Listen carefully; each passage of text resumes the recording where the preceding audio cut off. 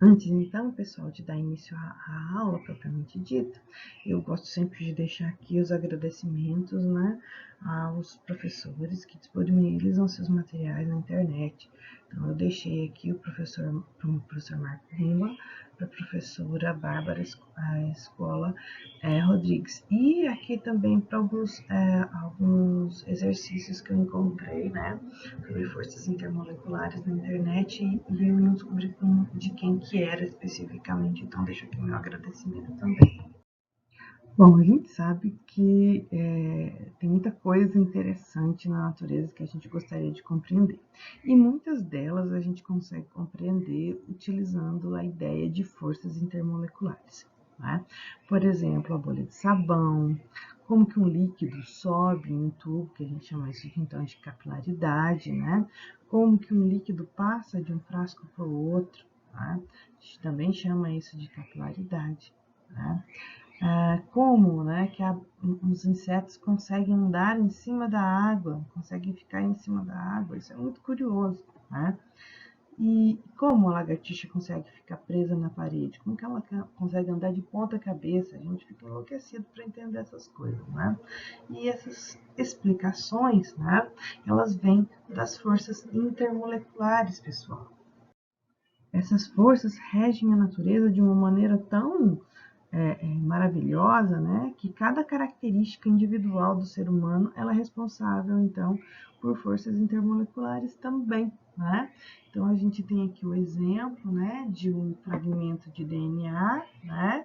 Então, para constituir, né, um fragmento de DNA, nós temos forças intermoleculares que unem, né, a, as nossas bases nitrogenadas de um lado ao outro. A gente tem, olha aqui, ó, do lado de cá, um fragmento de DNA, do lado de cá, né? A gente tem, então, forças intermoleculares do tipo de ligação hidrogênio. Então, isso daqui nos dá nossas características individuais, né? Nós somos quem somos porque temos nossas forças intermoleculares agindo aí, né, dentro de nossas células e das nossas características. Então, quem estudou as forças intermoleculares e ganhou o prêmio Nobel para isso, né, foi o Van der Waals. Né?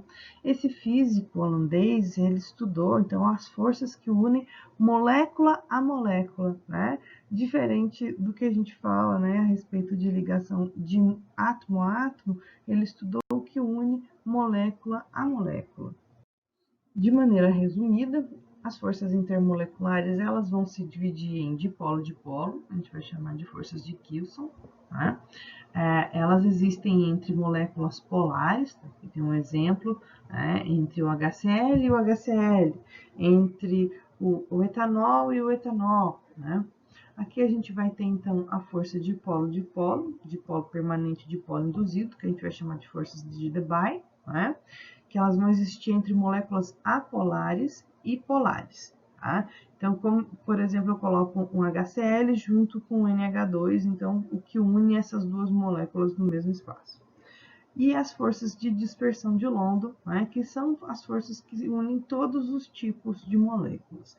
A gente vai trabalhar sobre cada uma delas especificamente nos próximos slides.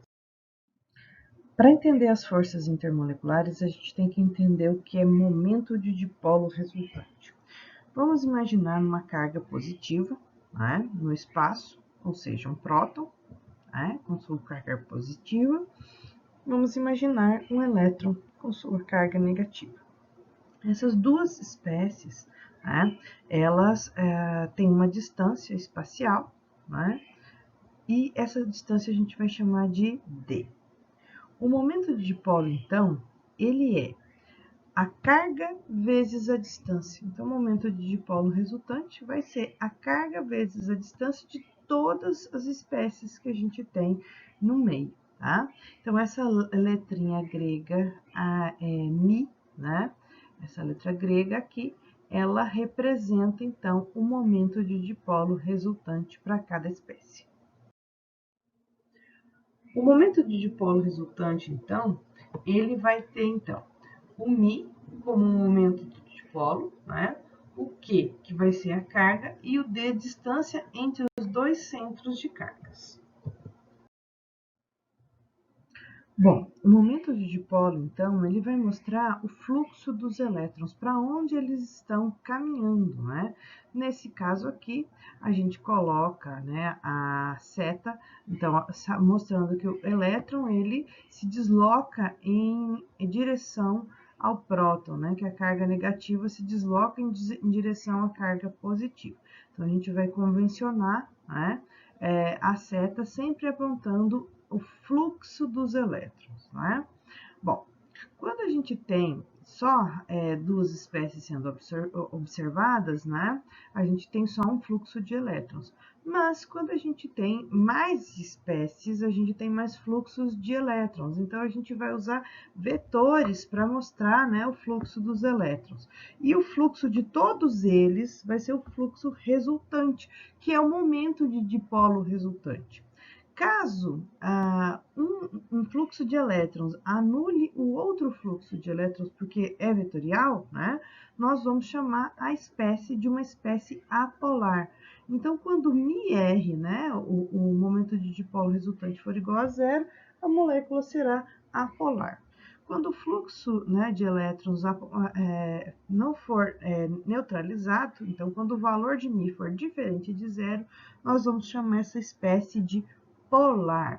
Tudo isso utilizando essa ideia aqui, que μ, né, o momento de dipolo resultante, ele vai ser igual a carga vezes a distância dessa carga.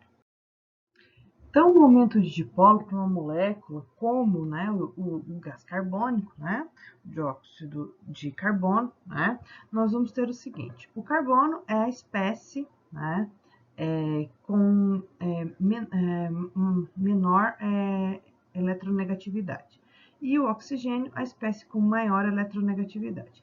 Nós vamos convencionar que o fluxo de elétrons sai da espécie com menor eletronegatividade para a espécie com maior eletronegatividade, imaginando que os elétrons vão se direcionar para a espécie que tem mais avidez por elétrons, tá? Então, o meu momento de dipolo, né, para essa ligação aqui, vai ficar apontando então para o oxigênio.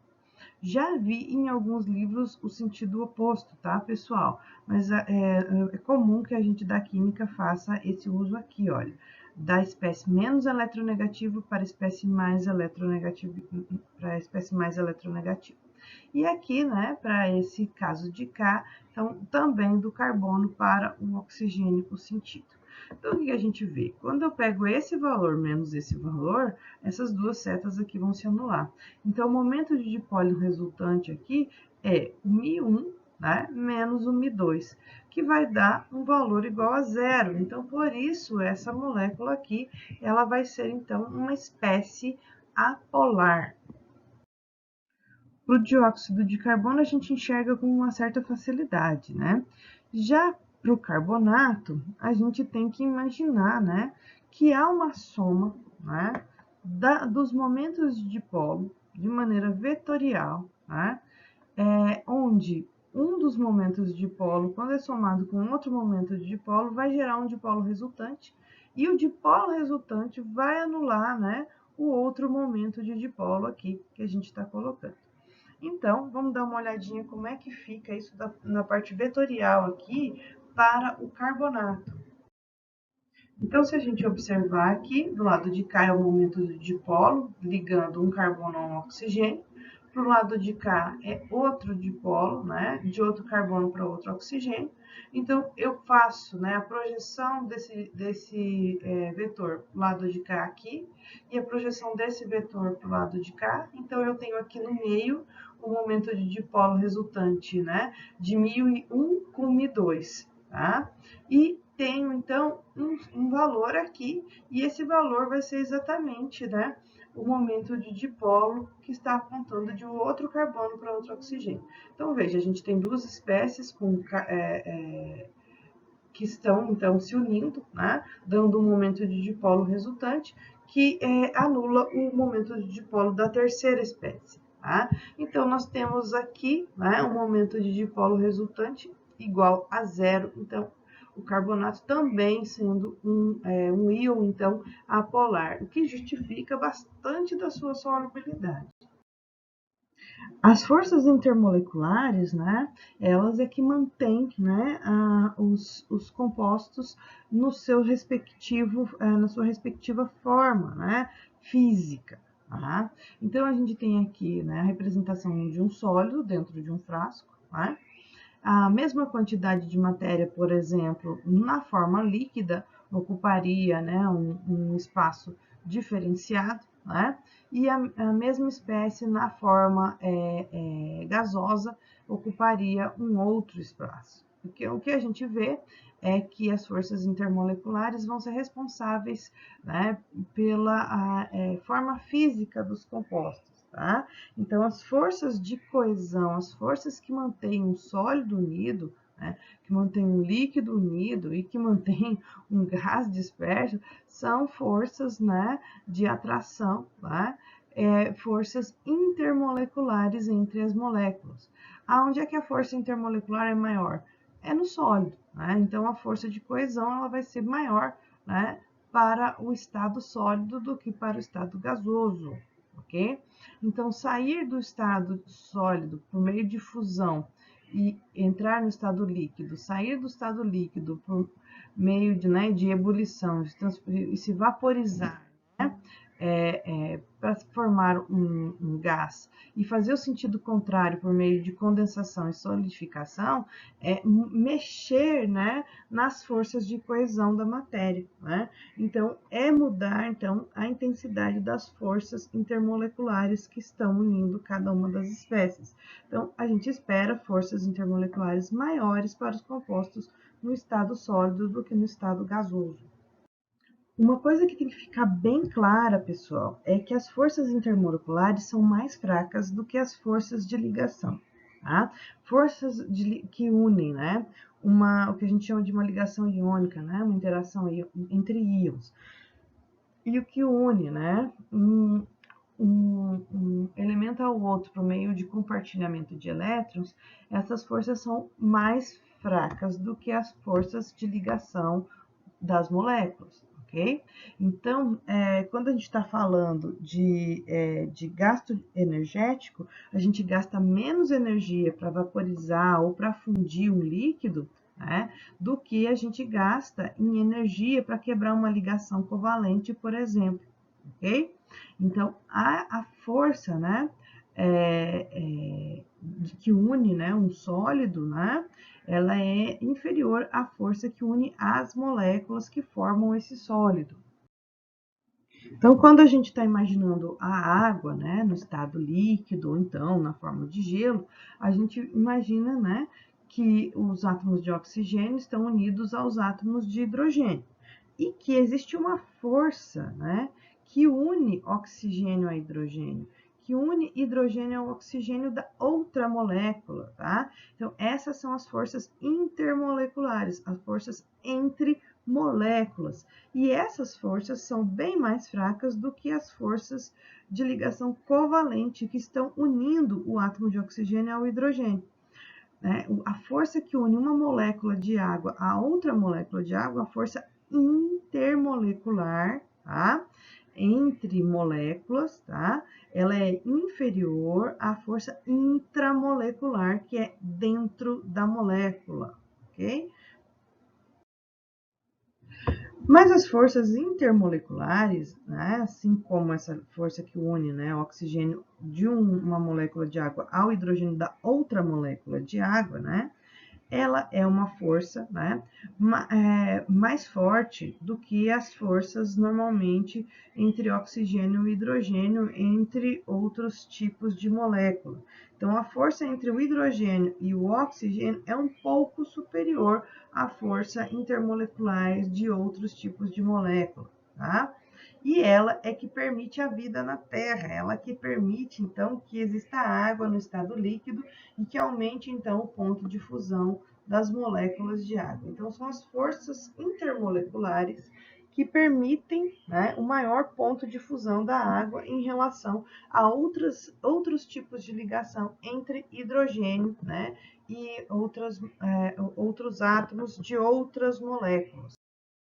Então, quanto mais forte for a ligação entre uma molécula e outra molécula, maior o gasto de energia para fundir esse material, né? Maior o gasto de energia para sair do estado sólido e entrar no estado líquido, ok?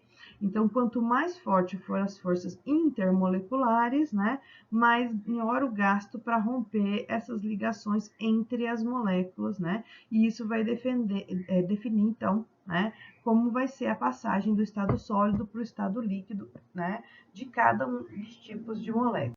Então, as propriedades dos líquidos, elas dependem muito, né, das forças intermoleculares. Então, quanto maior a força de atração, maior é a temperatura na qual o líquido vai entrar em ebulição. Tá? Então, tanto o ponto de ebulição quanto o ponto de fusão vão ser definidos, né, pela intensidade das forças intermoleculares. O ponto de fusão ele vai aumentar à medida que as forças intermoleculares ficarem mais fortes. A gente pode classificar os sólidos, então, como sólidos iônicos, sólidos moleculares, sólidos covalentes ou sólidos metálicos, dependendo do tipo de força intermolecular que os está unindo, né? A gente vai trabalhar bastante a respeito de sólidos, né, nas próximas aulas, mas aqui eu já deixo aqui uma ideia para vocês do que vem pela frente, tá? Então, as forças intermoleculares é que vão classificar se um sólido é um sólido iônico, se um sólido é um sólido molecular, se um sólido é um sólido covalente ou se esse sólido é um sólido metálico. Os sólidos iônicos, né, eles vão ser formados, então, por íons de carga positiva, né, ou seja, os cátions, e íons de cargas negativas, ou seja, os ânions, né, que a gente tem uma salina, né, mostrando, então, a formação de sal, né, com a evaporação da água, tá? Então, e aqui a gente tem um exemplo, né, do que seria, por exemplo, um retículo cristalino de um NaCl, onde o verde seria um ânion e o azul seria um cátion, tá? Então, as ligações químicas que estabelecem, né, essa unidade constituinte, né, a gente vai chamar de ligações iônicas, né, que não são necessariamente ligações propriamente ditas, porque não há um compartilhamento de elétrons, e sim forças, né, forças eletrostáticas que estão unindo esses átomos. Então, são as forças eletrostáticas que mantêm o sólido iônico unido. Como as forças eletrostáticas, ou as conhecidas forças de Coulomb, são bastante altas, né? O que vai unir, então, um cátion a um ânion é uma força grande, né? Requer energia, nós vamos precisar, então, de aquecer, né, muito um sólido iônico para que ele chegue ao estado de fusão ou ao estado de ebulição. Ou seja, os sólidos iônicos vão ter pontos de fusão e ebulição elevados, tá? Muito, muito altos. E como não é fácil, né, você movimentar cátion e ânion, porque eles estão presos dentro de um arcabouço, né, rígido, então eles não vão conduzir corrente elétrica quando no estado sólido. Mas se a gente fundir um sólido, né, ele vai conduzir corrente elétrica, né, porque esse sólido fundido, então ele vai ter mobilidade de cargas positivas e negativas. Então, se a gente solubiliza um sólido iônico, ou se a gente funde um sólido iônico, a gente consegue, então, conduzir corrente elétrica, né, para os compostos iônicos, então, sólidos iônicos. As forças eletrostáticas que estão unindo cátion a ânion, né, vão dar características químicas e características físicas interessantes para esses compostos. Uma delas é o fato dos compostos iônicos, né, os sólidos iônicos, serem duros e quebradiços, tá? Então, vamos imaginar aqui, né, uma rede cristalina, sódio, cloro, sódio, cloro, sódio, cloro. Se você pega, né, esse sal de cloreto de sódio, né, que consegue se formar, e der uma martelada nessa estrutura, o que você vai fazer é empurrar, deslizar, né, um dos planos, né, de cátions e ânions em cima de outro plano de cátions e ânions, né? Então, o que vai acontecer é que negativo com negativo vão entrar, né, em maior contato, e isso vai fazer com que, então, haja um rompimento, uma separação, né, das camadas aqui do sólido, né? Então, a gente vai quebrar o sólido, porque negativo com negativo, repulsão, tá? Então, por isso, ele vai ter, então, essa debilidade na estrutura, né? Devido às repulsões interiônicas. Então, a gente está falando de repulsão entre os íons, tá? Então, os sólidos iônicos, eles vão ser duros e quebradiços por conta da repulsão entre cargas de mesmo sentido. Os sólidos moleculares, né, eles são formados, então, por compostos que são moléculas que se unem a moléculas, né, um sólido molecular. Vamos dar um exemplo aqui de sólido molecular. A gente tem o enxofre, né? Então, moléculas de enxofre unidas, quando se unem a outras moléculas de enxofre, vão formar o sólido, né, enxofre. Então, essas moléculas, né, elas podem ser tanto polares como apolares. No caso aqui do enxofre, a gente tem a ideia de uma molécula, né, apolar unida a uma outra molécula apolar. No caso da água, a gente tem, então, uma molécula polar unida a uma molécula polar, mas não deixa de ser um sólido molecular, né? Por conta de você estar unindo molécula de água a molécula de água. Já o enxofre, então, as moléculas de enxofre sendo unidas. Essas ligações, né, elas vão ter a união ocorrendo devido ao tipo de ligação que elas têm. Então, a gente vai chamar de ligações do tipo dipolo e ligações de London. Eu acho que a gente usa mais o termo forças de London, né? Que unem esse sólido, né, que mantém o sólido unido. Então, os sólidos moleculares, né, o que unem um sólido molecular são as forças de London.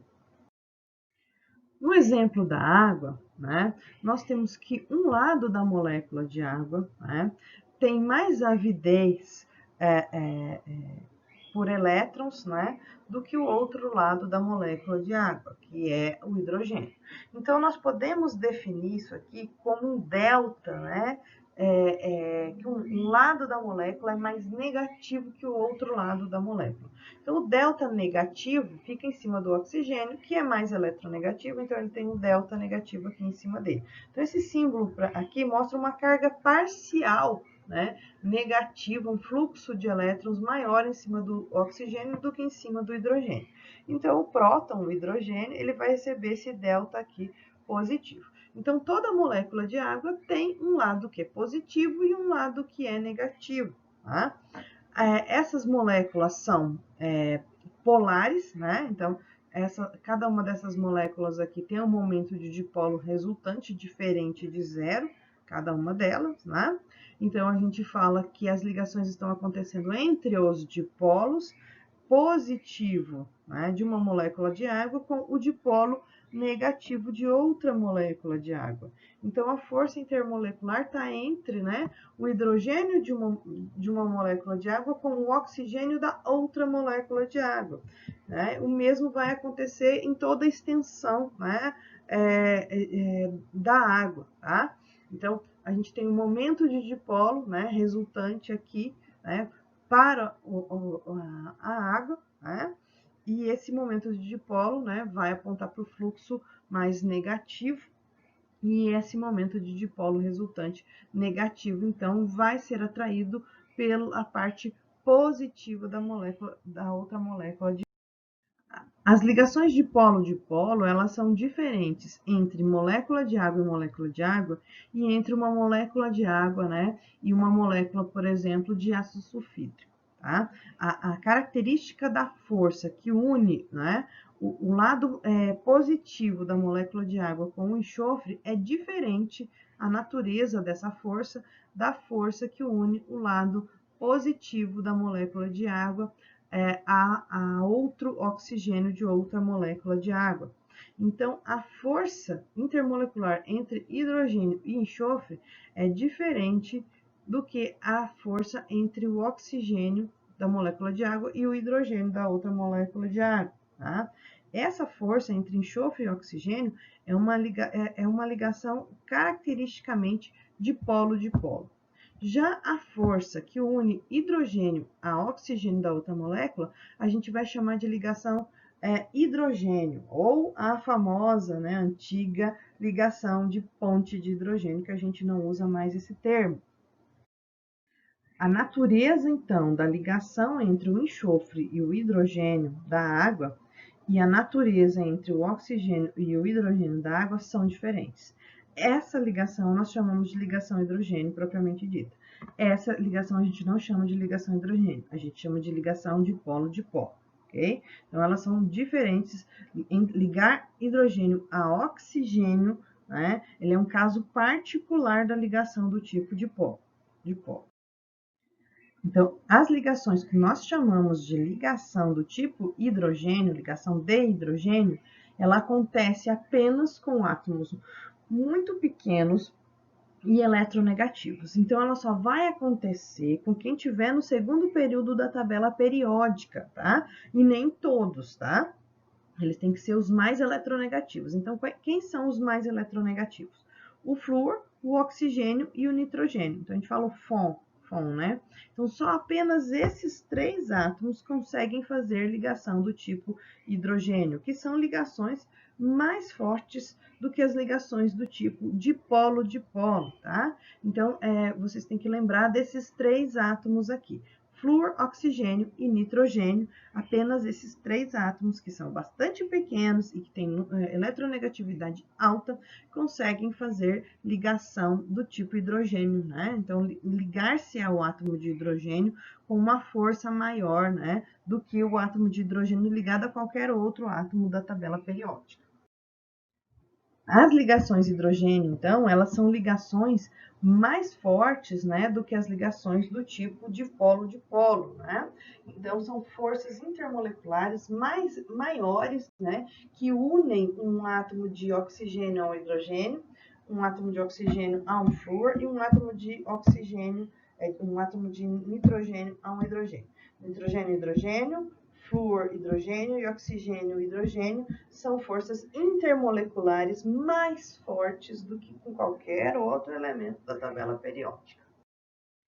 Então, essas ligações de dipolo, né, ligações do tipo hidrogênio, elas vão dar as características físico-químicas, né, dos elementos, né? Então, a água, ela é líquida, né, a temperatura ambiente, por conta das forças de hidrogênio ali, né, que unem os dipolos da água, tá? E ela vai ser, então, forças maiores do que o que une, né, enxofre a hidrogênio, tá? Então, por quê? Porque o enxofre e o hidrogênio não fazem o que a gente chama de ligação do tipo hidrogênio, porque o enxofre é muito grande, né, e não é tão eletronegativo. Então, o ácido sulfídrico, ele é um gás, né, à temperatura ambiente, e a água é líquida à temperatura ambiente. Então, essa diferença entre as forças de ligação de oxigênio e hidrogênio, né, é o que permite que a gente fala, então, que exista vida na Terra, né, por conta da água ser líquida a 25 graus. Entre ácido sulfídrico e ácido sulfídrico, há sim interação entre o enxofre e o hidrogênio, né? O dipolo negativo do enxofre com o dipolo positivo, né, do hidrogênio, tá? Então, existe sim. Elas vão estabelecer, sim, ligações do tipo dipolo-dipolo, só não tão fortes quanto uma ligação do tipo hidrogênio. Então, o ponto de ebulição da água é mais alto do que, né, do ácido sulfídrico, né, porque é necessário fornecer mais energia para romper essas ligações aqui, né, entre oxigênio e hidrogênio, do que para romper uma ligação entre enxofre e oxigênio. Por isso, então, o ponto de ebulição da água ser maior. Bom, quando a gente tem um íon, né, esse íon, né, em meio aquoso, por exemplo, quando a gente tenta solubilizar NaCl, a gente tem um outro tipo de força, né, a força íon dipolo. Então, você tem, por exemplo, o cátion, que é o sódio, na água, né, e a água aqui com o lado negativo dela, que seriam os oxigênios, voltados para a parte positiva, então, que seria o sódio. E aqui, por exemplo, o cloreto, né, com sua carga negativa, né, e as moléculas de água voltadas, então, com a sua parte positiva, que seriam os hidrogênios voltados, então, para a carga negativa, tá? Então, esse tipo de força aqui, né, que consegue solubilizar os sólidos iônicos, né, são forças do tipo íon dipolo, tá? Porque o íon está voltado para a carga parcial de uma molécula polar, tá? Então, as moléculas polares, elas possuem dipolos. Então, a água, né, polar, ela possui um dipolo, momento de dipolo mais positivo em cima do hidrogênio, momento de dipolo mais negativo em cima do oxigênio. Tá? E isso vai fazer, então, com que a gente consiga solubilizar, né, um composto iônico, né, dentro de um composto molecular, né, como a água. Nós chamamos de dipolo porque a gente tem dois polos, um polo positivo e um polo negativo. Né? Então, as moléculas, quando elas estão neutras, né, por exemplo, a molécula de água, né, o lado negativo da molécula fica voltado para o lado positivo da outra molécula. Tá? Então, essas forças de dipolo, né, elas são efetivas, né, mas são mais fracas, obviamente, do que a força que une a molécula lá dentro, né? Mas elas vão ser efetivas somente quando essas moléculas estiverem próximas. Então, quando as moléculas estiverem próximas, há uma força de aproximação, né, entre a parte negativa de uma molécula com a parte positiva da outra molécula. A força de dipolo, então, entre as moléculas, por exemplo, na água e outras moléculas polares, né? Essas moléculas estão livres, elas estão se movimentando dinamicamente. Então, o tempo todo, né? Elas se aproximam de forma atrativa e se aproximam de forma repulsiva. Lado negativo repelindo o lado negativo. Lado negativo atraindo o lado positivo. Então, se você tem um líquido, né? A força atrativa resultante, né, mantém esse material na forma líquida, né? Então, o efeito como um todo é de uma atração líquida, né? Então, se ele está sendo atraído, ele vai conseguir ficar na forma líquida. Se ele está sendo só repelido, ele vai passar a ser, por exemplo, para o estado gasoso, tá? Então, a gente tem o tempo todo, né, as moléculas se movimentando e acontecendo atração e repulsão entre elas. E a atração e a repulsão entre elas, quando aumenta, ou diminui, a gente muda do estado físico da matéria, de sólido para líquido, de líquido para vapor, de vapor para líquido, de líquido para sólido. Então, aqui nessa tabelinha, a gente tem várias espécies com massas moleculares não muito distantes uma das outras, para a gente poder compará-las, né? E a gente tem o momento de dipolo delas. Então, quanto mais polar, quanto maior o momento de dipolo, a gente mede o momento de dipolo com D, né, que a gente chama de debye, né? Então, quanto maior o momento de dipolo, né, mais polar é essa molécula. Quanto mais polar é essa molécula, né, maior, olha só que coisa linda, né, o ponto de ebulição dessa molécula. Então, o propano, né, ele tem ponto de ebulição menor, né, do que a acetonitrila, por exemplo, por conta dessas forças atrativas entre as moléculas, né, de acetonitrila no meio, né, serem maiores devido ao momento de dipolo ser maior. Então, se tem um momento de dipolo maior, existe mais atração, né, entre as moléculas, né, de acetonitrila do que entre o propano, né? Então, as forças atrativas aumentam com a polaridade das moléculas. Como que a gente dissolve um composto apolar em um composto polar, né? E isso é possível, né? Então, as ligações de Debye, né, elas vêm para mostrar esse tipo de coisa acontecendo, né? Então, como que eu dissolvo cloro em água? Como que a gente vai fazer isso, né? O cloro, né, o gás cloro, Cl2, ele é apolar. A água é polar. Então, ela tem momento de dipolo resultante, né, em cima do oxigênio, e ela tem, né, a densidade de carga negativa e positiva, né, focalizada em cima dos átomos. Então, a gente tem o hidrogênio aqui, que tem a densidade de carga positiva. Então, o polo positivo da molécula de água vai fazer o quê? Vai fazer com que haja uma distorção da nuvem eletrônica da molécula apolar para cima dele. Então, ele vai induzir, né, os elétrons do cloro a se direcionarem para um dos lados da molécula. Tá? Então, ela vai criar o que a gente chama de um dipolo induzido, um momento de dipolo, né, induzido. Então, esse tipo de ligação a gente chama de dipolo induzido. Então, aqui eu tenho um dipolo que é permanente, por isso que eu falo que é dipolo.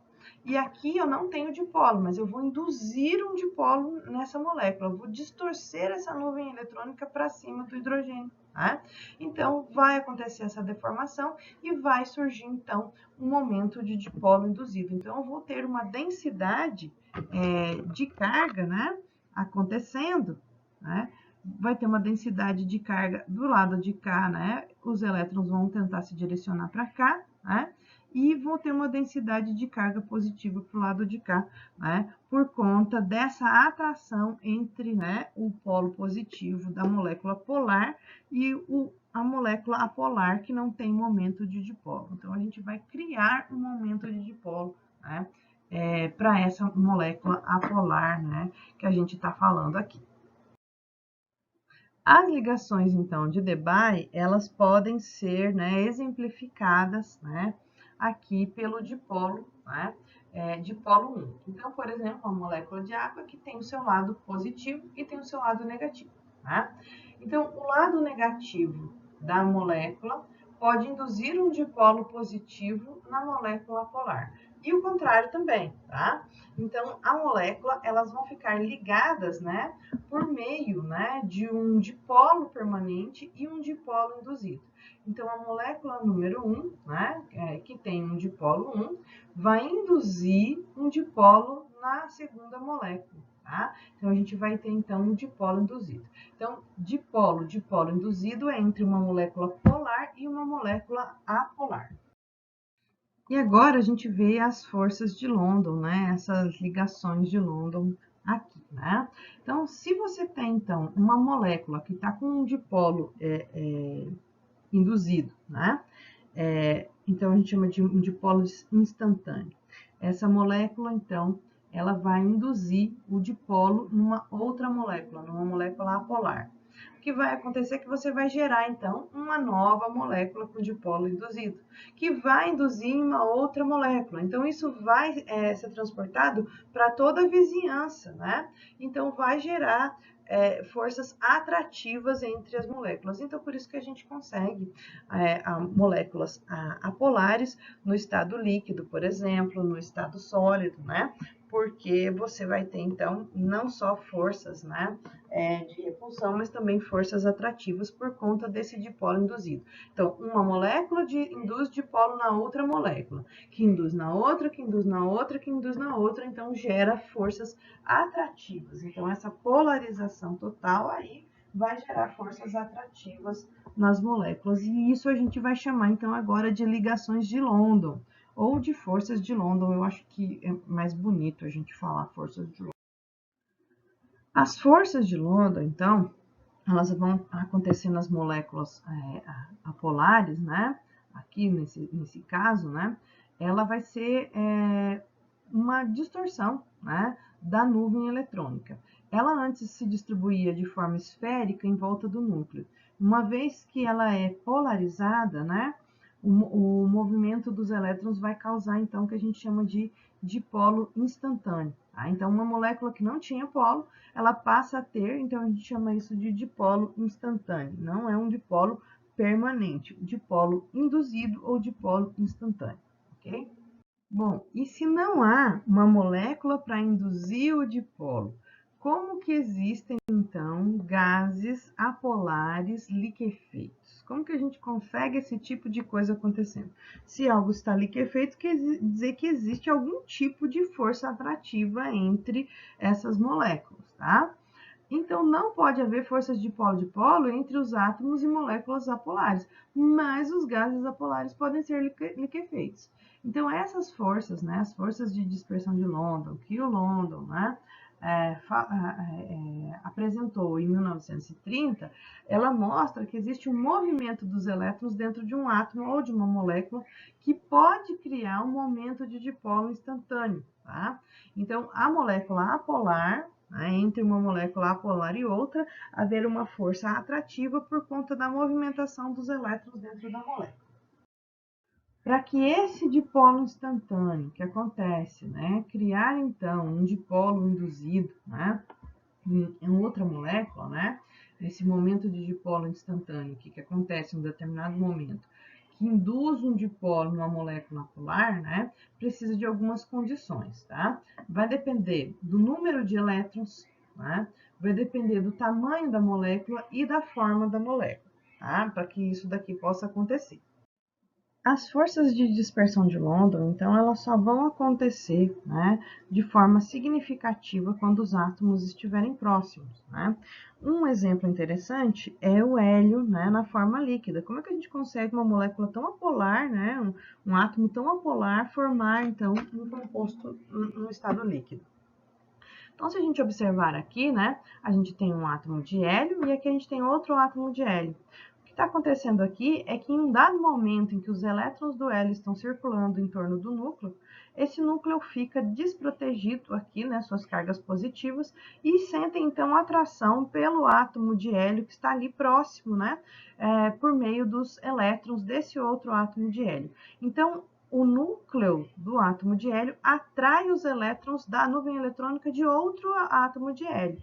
Então, se essa distância aqui permite que isso aconteça, vai acontecer então uma distorção da nuvem eletrônica, gerando um dipolo positivo, né? Um polo positivo e um polo negativo e um polo positivo. Então, um momento de dipolo nessa molécula que atrai, né, o átomo, né, da outra espécie, né, do outro hélio, né? Estou falando molécula o tempo inteiro, mas estou falando de hélio aqui, né? Então, ele é um átomo e então vai atrair os elétrons da nuvem eletrônica do outro átomo. Mas essa ideia que eu estou falando, ela acontece também de molécula para molécula. O núcleo, né, do átomo de uma molécula atraindo, né, a nuvem eletrônica de outro átomo de outra molécula. Então, não só acontece de átomo para átomo, né? Mas de um átomo de uma molécula para um átomo de uma outra molécula. Então, essas forças de dispersão de London só vão ser significativas quando houver distância suficiente para que exista essa atração eletrostática entre próton, né, que está no núcleo, e elétron, que está lá na eletrosfera do outro átomo. Para que haja forças de dispersão de London, há necessidade de existir a polarizabilidade, que é, então, a facilidade com que a distribuição de cargas de uma molécula pode ser distorcida por um campo elétrico externo. Tá? Então, a ideia que a gente tinha visto lá na teoria de Pearson depende muito dessa polarizabilidade. Tá? Então, quanto maior a polarizabilidade de uma molécula, mais facilmente a nuvem eletrônica vai ser distorcida para causar, então, o momento de dipolo, ou seja, o dipolo momentâneo. As moléculas mais polarizáveis têm forças de dispersão de London mais fortes. Então, olha lá, vamos lembrar lá dos ácidos de Pearson, né? Então, as moléculas grandes, né? Com nuvens eletrônicas grandes, elas vão ser mais polarizáveis e elas vão preferir se ligar, né? Ácidos polarizáveis vão preferir se ligar com bases também mais polarizáveis, tá? As moléculas maiores, elas tendem a ter maior polarizabilidade porque elas têm maior número de elétrons, né? E esses elétrons estão, então, mais afastados do núcleo. Então, quanto maior o tamanho da molécula, maior a nuvem eletrônica, mais afastado do núcleo. Então, esses elétrons não estão tão presos ao núcleo assim. Então, essa nuvem eletrônica pode ser distorcida por uma outra molécula, por um outro átomo, tá? Então, essas forças de dispersão de London, elas vão tender a aumentar com a intensidade do aumento da massa molecular. Então, quanto maior a massa molecular, maior as forças de dispersão de London. E isso vai influenciar na temperatura de fusão e ebulição dos sólidos, pessoal.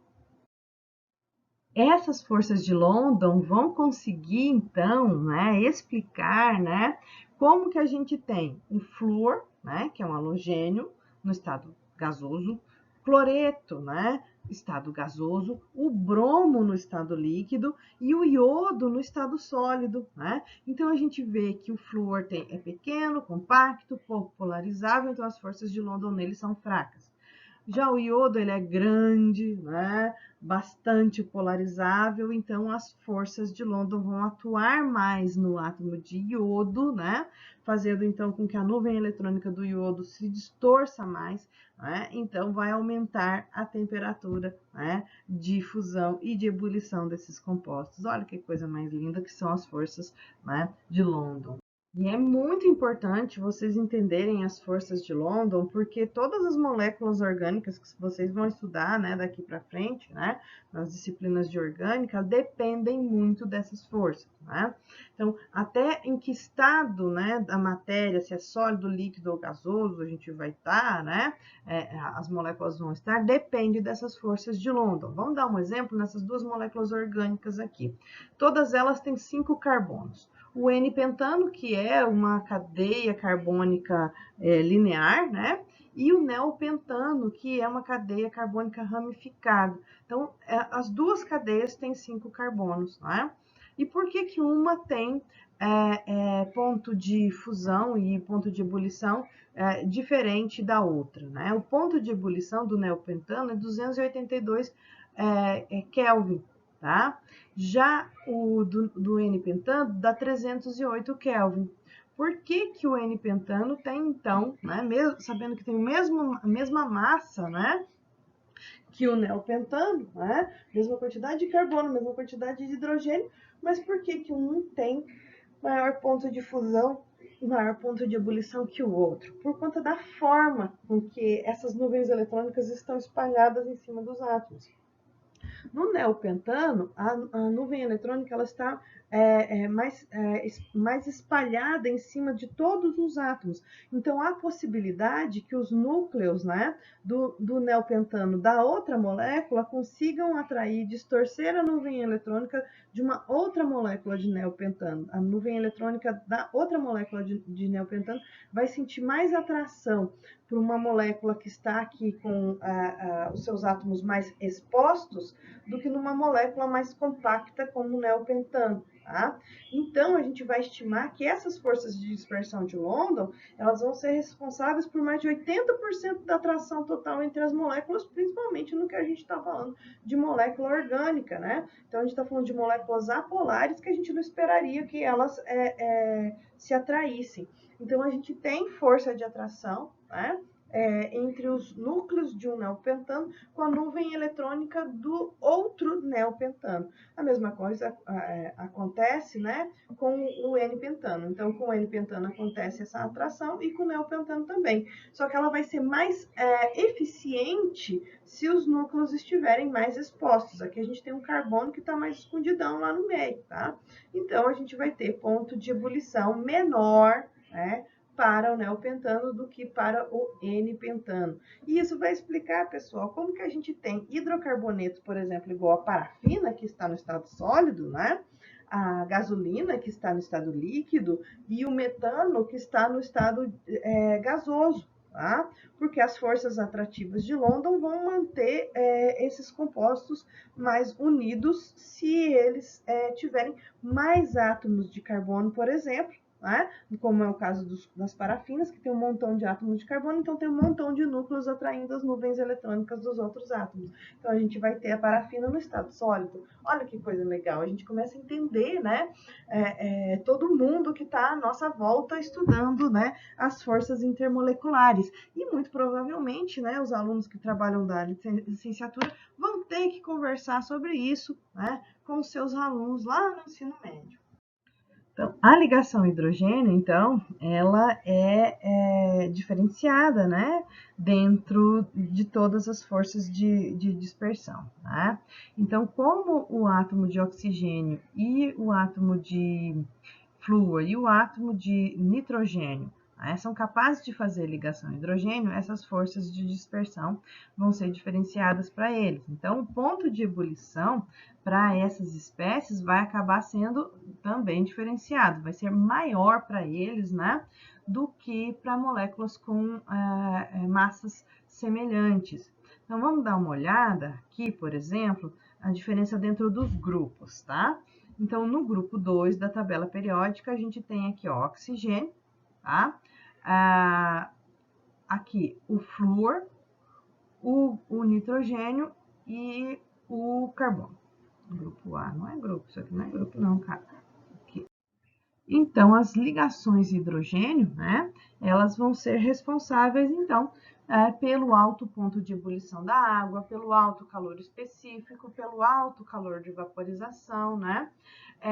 Essas forças intermoleculares fortes são fortes de uma maneira incomum, tá? Então, é um tipo especial de atração intermolecular que acontece entre hidrogênio e esses átomos, de flúor, de oxigênio, de nitrogênio. Tá? Eles vão compartilhar, né, o par de elétrons aqui, né, mas vai haver aqui, né, um momento de dipolo voltado para o elemento mais eletronegativo, que reforça muito essa ligação entre nitrogênio e hidrogênio, entre flúor e hidrogênio, entre oxigênio e hidrogênio. Então, esse momento de dipolo aqui, né, com esses átomos pequenos e muito eletronegativos, é que vão dar, então, essas características para a água aqui, porque a gente acaba tendo uma molécula de água ligada muito fortemente a outra molécula de água por conta dessa força intermolecular que está mantendo, então, as forças atrativas entre moléculas de água e moléculas de água. Se a gente for analisar, então, a energia, né, das ligações, né, de hidrogênio, né, a gente vai ver que elas estão variando entre 4 kJ por mol e 25 kJ por mol, o que é muito inferior a uma força de atração, por exemplo, de um átomo com outro átomo formando uma ligação do tipo covalente, né? Então, a força de atração hidrogênio, ela é muito mais fraca do que uma ligação química normal, tá?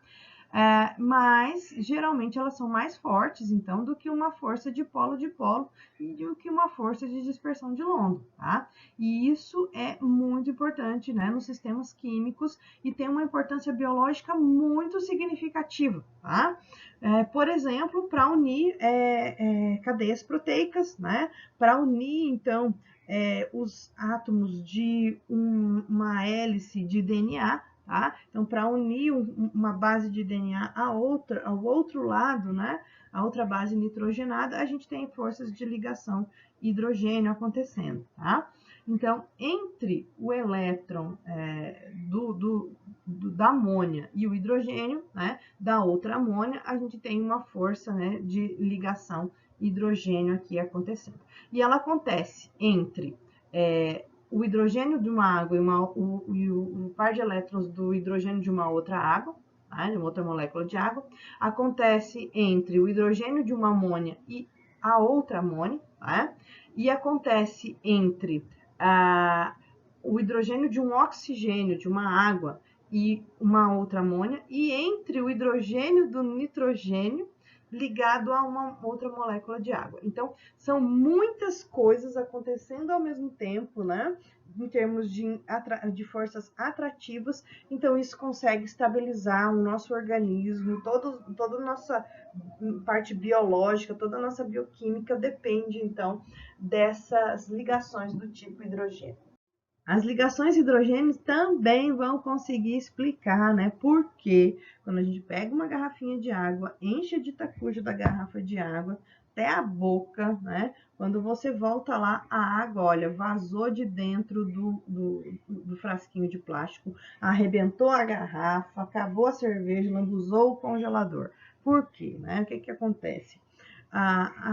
Em condições normais, né, para outras moléculas, né, quando há uma organização dos átomos, né, há uma redução de volume. Né? Então, normalmente, um líquido ocupa mais volume do que um sólido, o que não acontece para a água.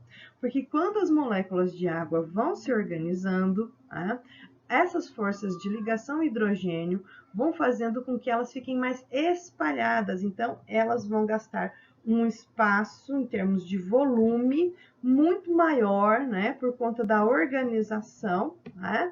E então as moléculas de água organizadas, né, vão ter então maior espaço, né?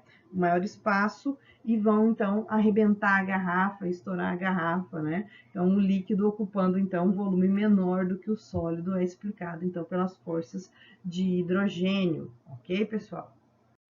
As forças de dispersão de London também vão conseguir explicar a formação do sabão, né? Como que a gente tem, então, como que acontece, então, a limpeza, né, de uma roupa, né? São as forças intermoleculares que vão conseguir explicar isso, gente. A formação de uma bolha de sabão a gente consegue explicar pelas forças intermoleculares. Então, vamos imaginar uma cadeia carbônica longa, e a gente vai chamar essa cadeia carbônica longa de cauda, tá? E vamos imaginar uma parte da molécula, por exemplo, um OH, né? A parte polar. Então, as moléculas elas podem ter tanto parte apolar como parte polar. Então, a gente fala que ela tem uma cabeça polar, né? Que pode ter carga positiva, negativa, pode ter tanto positivo como negativo, mas ela vai ter uma grande cadeia carbônica, né, que a gente vai chamar de parte apolar da molécula. Então, quando está formando, né, as micelas, né, para poder formar, por exemplo, uma maionese, né, para poder fazer uma emulsão, o que está acontecendo, né? A parte apolar, né, vai ficar voltada para dentro, né, da molécula. Então, o óleo, né, que forma lá a nossa maionese, vai ficar preso, aprisionado aqui com as caudas apolares da molécula. E a parte polar vai ficar voltada para o lado de fora, né? Então, assim a gente consegue solubilizar o óleo na água, desde que a gente tenha uma molécula de tensoativo, né? Que tem, então, uma cabeça polar, que tem, então, uma molécula polar, por exemplo, oxigênios, nitrogênios, né? E a parte apolar aqui, então, que não tem um momento de dipolo resultante, né? A parte apolar aqui, né? Que tem, então, vários carbonos. Então, essa parte aqui vai ficar voltada também para a parte oleosa, né? Então, essa parte oleosa, por forças de London, vai atrair a outra parte oleosa. Então, a gente vai ter aqui aprisionado dentro, né? Dessa micela, que a gente chama de micela, então, uma gotícula de óleo, tá? Isso aqui também é responsável por a gente não derreter quando cai na água, pessoal. Na nossa pele, a gente tem, então, o que a gente chama de bicamada lipídica, né? Que é, então, uma parte polar, que a gente desenha por essa bolinha aqui, e uma cauda apolar, né? Que fica voltada para dentro, tá? Então, a gente tem uma parte apolar muito grande que separa, né? A nossa parte, o nosso meio interno do nosso corpo, né? A pele nossa, né? Do meio externo. E as moléculas têm, as moléculas, essas moléculas de lipídio também são responsáveis, então, por entrar ou não entrar coisas para dentro da nossa célula, dentro do nosso organismo. Porque dentro das células, né, na parte da membrana celular, a gente tem, então, uma bicamada lipídica também, né? Então, a gente tem a parte polar, né, voltada para o lado de fora, a parte apolar voltada para o lado de dentro e a parte polar voltada para o lado de fora. Então, qualquer coisa que tenha que entrar na nossa pele tem que atravessar essa camada lipídica aqui. Um sólido covalente, então, ele vai ter força de ligação de átomo a átomo, ou seja, a gente não vai ter uma força de ligação entre moléculas, a gente vai ter força de ligação entre átomos. Então, ele tem estrutura covalente. Então, um átomo de carbono, quando se une para formar o diamante, ele está fazendo em toda a sua extensão, né, ligações do tipo covalente. Por isso é tão difícil você fundir, né, um sólido covalente, por isso é tão difícil solubilizar um sólido covalente, né, que tem, então, diferente de um sólido molecular, que são moléculas que estão unidas por forças intermoleculares, o sólido covalente ele está unido por forças de ligação química, né? Então, por isso são forças muito superiores às forças intermoleculares, porque são forças, então, intramoleculares. Com exceção do grafite, né, que tem uma estrutura um pouco diferenciada na forma de camadas, os sólidos covalentes, né, eles não vão conduzir corrente elétrica, né, por conta dessa falta de mobilidade das cargas positivas e negativas. Então, os sólidos covalentes, eles também vão ter ponto de fusão e ponto de ebulição bastante elevados, e eles vão ser duros e quebradiços também, tá? Por conta, né, do tipo de força que está unindo, né, esses átomos em toda a sua extensão. Os sólidos metálicos, como a gente viu lá em ligações metálicas, né, eles vão ser constituídos, então, por íons positivos e elétrons livres que os estão unindo um ao outro. Então, esse tipo de ligação química que é estabelecido, né, nas ligações metálicas, tem força, então, de ligação metálica, tá? Então, quando a gente tem um sólido molecular, a gente tem ligações mais fracas do que a gente teria em um sólido metálico. Tá? Então, a gente está comparando. Então, um sólido covalente vai ter ligações mais fortes, um sólido metálico vai ter ligações mais fortes, um sólido iônico vai ter ligações mais fortes do que em um sólido molecular. Tá? Então, a gente está usando as forças intermoleculares para explicar, então, a existência dos sólidos moleculares. Como a gente viu lá, né, no tipo de ligação metálica, o que está unindo, né, um metal ao outro são todas as nuvens eletrônicas, né, de todos os átomos que estão sendo atraídas pelos outros núcleos, ou seja, as forças de London, né, são fortíssimas aqui, né, então os elétrons estão sendo todos atraídos pelos núcleos dos outros átomos.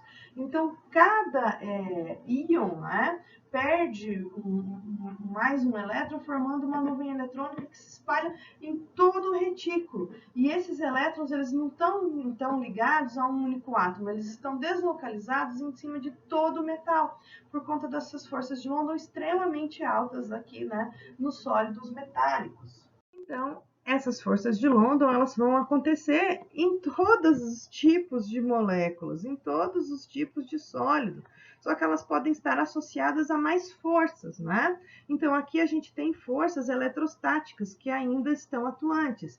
Além das forças atrativas eletrostáticas entre, né, o núcleo, né, e os seus próprios elétrons, você tem a força atrativa entre o núcleo e os elétrons de um outro átomo, tá?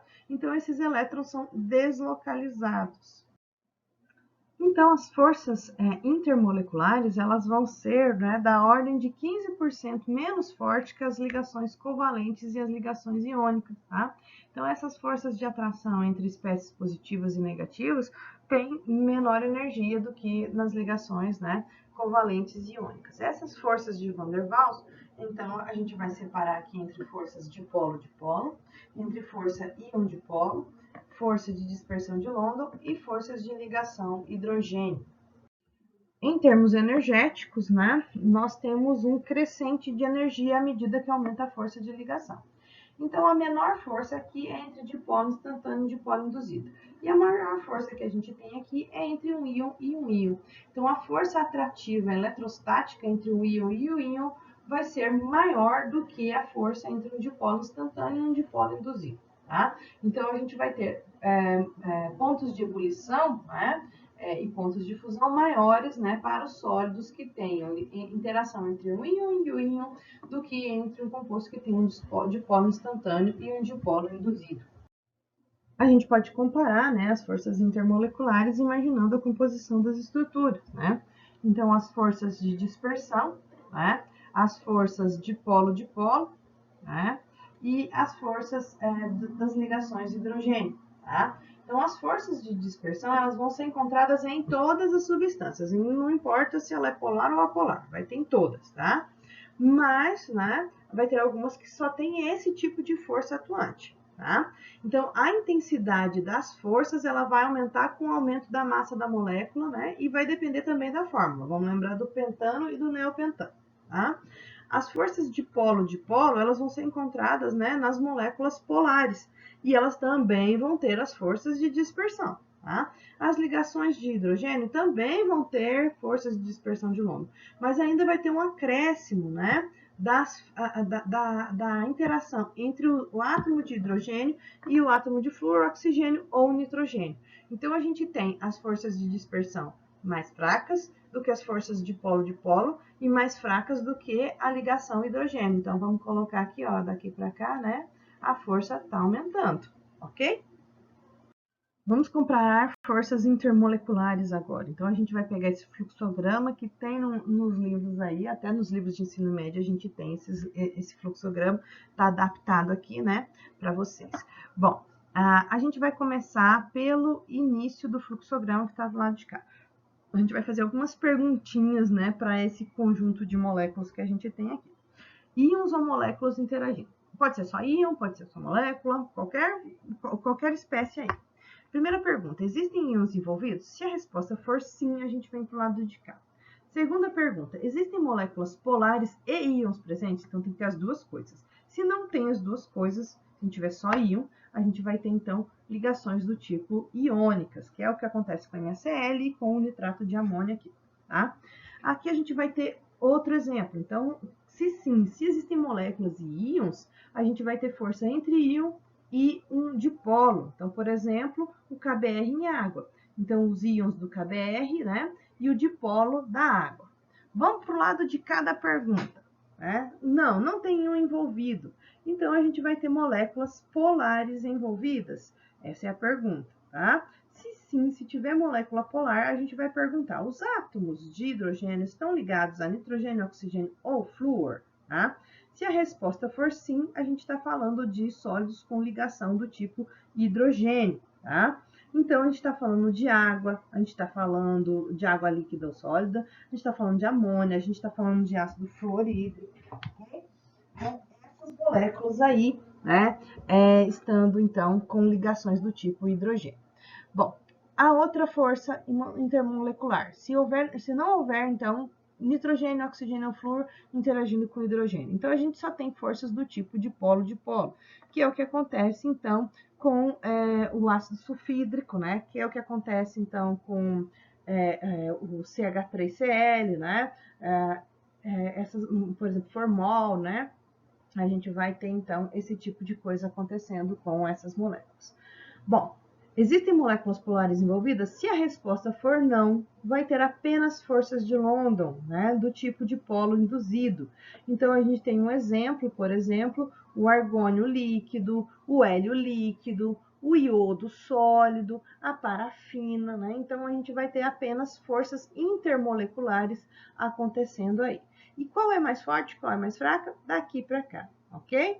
Então, as forças de London são mais fracas do que as forças de polo, do que as forças de hidrogênio, do que as forças íon-dipolo, do que as forças iônicas. E aí a gente tem, então, uma comparação entre essas forças e a gente consegue fazer previsão de ponto de ebulição para cada um deles. Então, eu espero que ponto de ebulição de quem tem forças de ligações iônicas seja muitíssimo maior do que quem tem apenas as forças de dispersão de London acontecendo. Então, aqui a gente tem um resuminho, né, das forças de Van der Waals, né, das forças intermoleculares.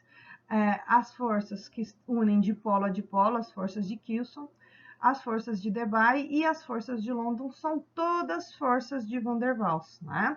E essas forças de Van der Waals, então, é que são responsáveis pela, por exemplo, a lagartixa andar na parede, né? A patinha da lagartixa induz o momento de dipolo nas moléculas que estão lá na parede e ela consegue, então, se ligar momentaneamente, né, aos átomos que estão na parede, ela consegue andar por conta das lindas forças de Van der Waals que estão acontecendo, né, na natureza. Bom, pessoal, vou deixar aqui então alguns exercícios. Esse exercício número 1, esse exercício número 2, eu vou querer que vocês tentem justificar algumas coisas que eu estou pedindo aqui para vocês, tá? São exercícios que vocês encontram na internet, mas eu sugiro que vocês tentem fazer solo, tá? Para depois, na hora que a gente tiver a nossa aula, né, a gente consiga discutir a respeito desses assuntos aqui. Aqui coloquei para vocês uma questão do Enem, né, do Enem de 2013, acho bem legal, né, é uma questão de marcar X, né, então eu gostaria que vocês verificassem, porque esse tipo de questão também, né, cai no ENAD, né, para avaliação dos cursos. Mas o que eu acho interessante é que vocês têm que ter um conhecimento muito bom de forças intermoleculares para que, se vocês, em sendo, né, químicos, licenciados, possam então dar uma aula de química boa, né, e consiga explicar então as forças intermoleculares para os alunos de vocês lá no ensino médio. Bom, pessoal, então a gente encerra por aqui a nossa aula. Deixo aqui então esses exercícios para vocês, esse último exercício, para a gente treinar então quando a gente estiver na nossa aula online lá, para a gente resolver esses exercícios aqui e vocês tirarem as dúvidas de vocês. Então, até lá e bons estudos aí para vocês hoje.